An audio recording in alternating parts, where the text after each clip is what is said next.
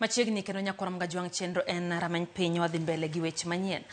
Ogai mar riwruogo kinde pacho kae Law Society of Kenya Faith Odhiambo ogwe tao kendo wuok e kanyakla mar Aput mano ochungi kod jatend piny Kenya William Ruto mondo mi onon yore mag chulo ji mano yudo midhiero e ng'anyo. Faith owacho ni okawo okang' makamano kaluwore gi bura ma osemaki e doho machungo chenro margi. Jafwambo mara Walter Nyambaga ntiere kod ler. Mak bura ne jatend piny kuom chuoga put mar jolony madhi rango chudo mag jok mane oyudo hinyruok e kinde ng'anyo. Ogai mar riwruoge kinde LSK Faith Odhiambo gweyo tao e kaka jalup mar jakom Apudno. E barupe Odhiambo koni achiel kachiel ochwalo barupe ne jatend jotije sirikal kotelo ni otimo mano mar rito chia kod bidhruok mar riwruok mar okinde ma pacho ka LSK.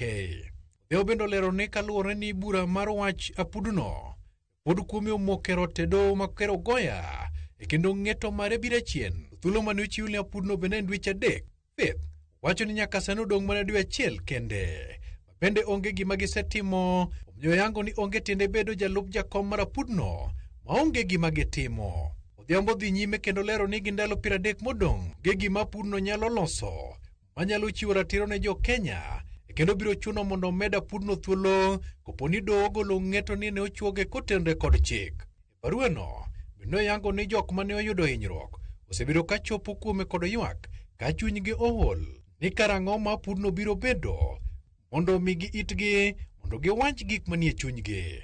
Maromo ji 120 ne onegi kinde ng'anyo e kendo dhano bura bende ne oyudo hinyruok kod adhonde mopogore opogore. Odhiambo jiwo LSK mondo ket maino e buche madhi nyime doho mar chiwo ratiro ne jopiny manyocha ratichgi ne orochi kod obila. Otiyo koko ne jo Kenya ni en pok ne ondhogo ng'ata ng'ata kendo nochamo mwa mar fwaro ratiro ne jo Kenya.